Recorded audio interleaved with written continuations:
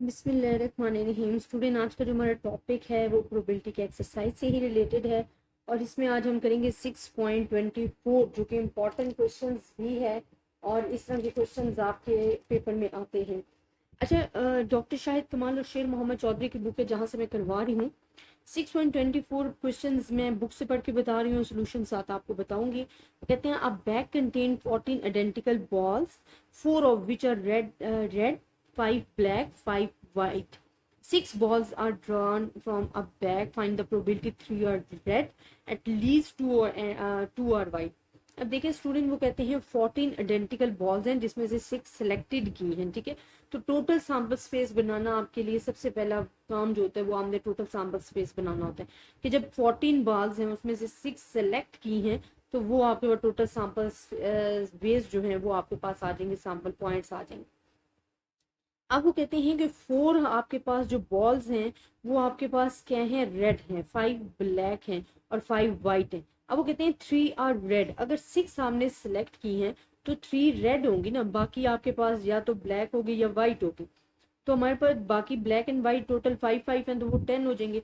And जो red वाली है वो 4। अगर 3 रेड हैं तो 3 आपके पास ब्लैक या वाइट होंगी। तो ये हमारे पास टोटल बेस आ जाएगा और इसको टोटल हमारे पास जो सैंपल पॉइंट्स हैं उसको हम टोटल बेस सैंपल स्पेस पे डिवाइड करेंगे तो आपके पास जो प्रोबेबिलिटी ऑफ ए है वो आपको अवेलेबल हो जाएगी।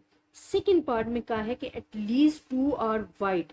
वो कहते हैं कम से कम 2 वाइट हो, कम से कम 2 वाइट हो, फिर 3 भी हो सकती हैं, 4 भी हो सकती हैं, 5 भी हो सकती हैं, ठीक है।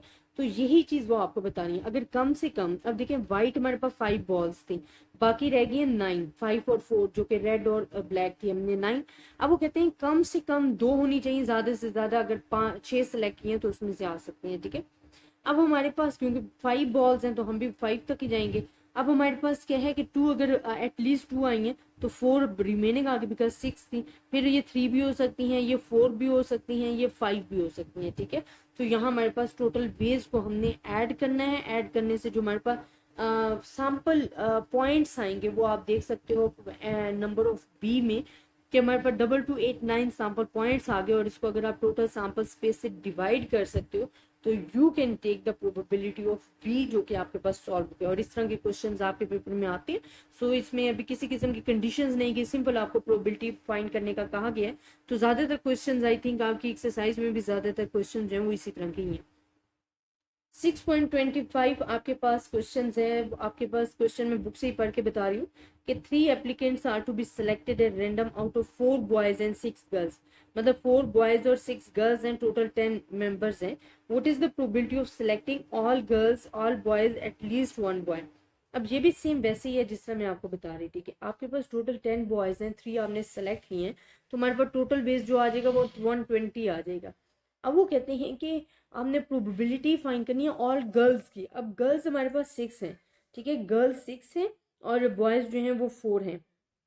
अगर ऑल गर्ल्स की करनी है तो 6 और 3 के 3 जो हमारे पास एप्लीकेंट्स हैं वो सिलेक्टेड होंगी गर्ल्स में, तो 6 एंड 3 आएगा। एंड 4 अगर हम ले रहे हैं बॉयज तो वो वैसे भी 0 हो जाएगा बिकॉज ऑल गर्ल्स जो हैं वो हमारे पास सिलेक्टेड होंगी। तो 20 वेज आ जाएगा, 20 को हम टोटल सैंपल स्पेस पे डिवाइड करेंगे तो आपके पास प्रोबेबिलिटी ऑफ ए आ जाएगा। अगर ऑल बॉयज का कह रही हैं तो ऑल बॉयज का क्या मतलब है कि आपके पास 4 बॉयज हैं और 3 की 3 एप्लीकेंट्स जो हैं वो रैंडमली सिलेक्टेड किए और वो बॉयज सेलेक्ट हुए हैं तो 4 3 हो जाएगा जो कि हमारे पास 4 सैंपल पॉइंट्स आ जाएगा। और प्रोबेबिलिटी ऑफ बी आप सैंपल स्पेस से डिवाइड कर देते हो आपके पास आ जाता है। अब वो कहते हैं एटलीस्ट 1 बॉय, कम से कम एक बॉय होना चाहिए, ज्यादा से ज्यादा 2 भी हो सकते हैं, 3 भी हो सकते हैं। अब देखें बॉयज हमारे पास 4 थे, गर्ल्स हमारे पास 6 थी और 3 एप्लीकेंट्स जो थी, 3 एप्लीकेशन जो हमने सेलेक्ट करनी थी। अगर वो कहते हैं कि एटलीस्ट 1 बॉय आना चाहिए, कम से कम एक बॉय होना चाहिए, ज्यादा से ज्यादा 3 तक हो सकते हैं, बिकॉज हमने जो सिलेक्ट की थी, अपने एप्लीकेशन सेलेक्ट की थी वो की ही 3 थी। तो एटलीस्ट 1 हमारे पास 1 आ सकता है, 2 रिमेनिंग हो सकता है, फिर 2 आ सकता है, 1 एंड 3, मतलब ज्यादा से ज्यादा 3 हो सकते हैं। बाकी जो आपके पास रिमेनिंग रह जाए वो गर्ल्स में आ जाएंगे। तो इनकी जब आप प्लस करोगे तो हमारे पास जो सैंपल पॉइंट्स आ जाएंगे वो 100। सैंपल पॉइंट्स को सैंपल स्पेस से डिवाइड करोगे तो you can take the probability of C जो कि आपके पास आंसर आ जाएगा। इसी तरह इसका पार्ट बी है जिसमें आपको कहा जा रहा है कि from a group of 6 men in 8 women 5 people are chosen at random. Find the probability that there are more men chosen than women. अब हमारे पास क्या है कि हमारे पास जो टोटल है ना, अगर आप देखो कि 8 हमारे पास जो 6 मैन हैं और 8 वुमेन्स हैं, टोटल हमारे पास 14 मेंबर्स हैं जिसमें से 5 सेलेक्टेड हो रहे हैं। तो 14 हमारे पास टोटल मेंबर्स हैं, 5 सेलेक्टेड हो रहे हैं, तो ये सैम्पल पॉइंट्स हमारे पास आ जाएंगे। अब वो कहते हैं हमने प्रोबेबिलिटी फाइंड करनी है कि जो मेन है वो मोर मेन चूजन देन वुमेन, कि जो मेन हैं वो ज़्यादा चूज किए जाएं वुमेन से। तो ज़्यादा किस तरह किए जा सकते हैं, देखिए 5 है ना, तो हम क्या क्या लेते हैं कि A denote the event more men are chosen. अगर 2 करेंगे वो तो वुमेन्स इक्वल आ जाएंगे क्योंकि 5 है। अगर 3 करेंगे, 3 लेंगे तो 3 वुमेन ज़्यादा हो जाएंगे। हमने मेन ज़्यादा लेने हैं एज कम्पेयर टू वुमेन। तो 5 है ना, 5 को अगर हम डिवाइड करेंगे, 3 मेन लेते हैं तो 2 वुमेन्स रह जाएंगी। तो ये 3 भी हो सकते हैं, 4 भी हो सकते हैं, 5 भी हो सकते हैं, लेकिन 2 नहीं हम कर सकते। 2 की रीज़न क्या है कि 2 इस वजह से नहीं कर सकते स्टूडेंट, अगर हम 2 मैन करेंगे ना तो जो वुमेन है वो ज़्यादा हो जाएंगी। लेकिन इन्होंने ये नहीं कहा कि हमने जी 3 से स्टार्ट करने, वो कह रहे हैं कि more men are chosen than women, कि वुमेन के साथ हमने कंपेयर करना है तो मेन जो हैं वो ज़्यादा आए। तो अगर हम मेन 2 लेते हैं या 1 लेते हैं एज कम, बिकॉज 5 सेलेक्टेड करने हैं, तो फिर हमारे पास वुमेन ज़्यादा हो जाती हैं, जो कि कंडीशंस नहीं गिवन हमें, बल्कि वो हमें कह रहे हैं कि आपने मैन ज़्यादा लेने हैं। तो हम इसको नहीं ले सकते, बल्कि हम 3 मैन लेंगे एंड 2 वुमेन। फिर 3 भी हो सकते हैं, 4 मैन भी हो सकते हैं, 5 भी हो सकते हैं। इनको आप ऐड करोगे तो हमारे पास जो टोटल वेज आएंगे वो 6 वेज आएंगे। उसे टोटल सैम्पल स्पेस पे आप डिवाइड करोगे तो you can get the probability, और इस तरह आपके क्वेश्चन सॉल्व हो जाएंगे। और ऐसे ही क्वेश्चन स्टूडेंट आपके पेपर में आते हैं। तो ये एक इम्पॉर्टेंट टॉपिक्स हैं जो कि आपने माइंड में रखनी है, और इसमें कुछ मुश्किल नहीं है।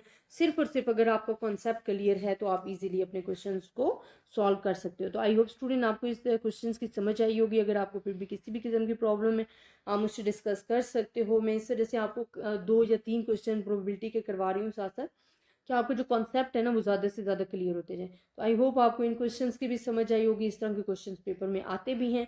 5 ईयर्स पेपर मस्त तैयार कीजिएगा। अगर आपको इसमें किसी भी किस्म की कन्फ्यूजन है आप मुझसे डिस्कस कर सकते हो। अपनी दुआओं में याद रखिएगा। अल्लाह हाफिज़।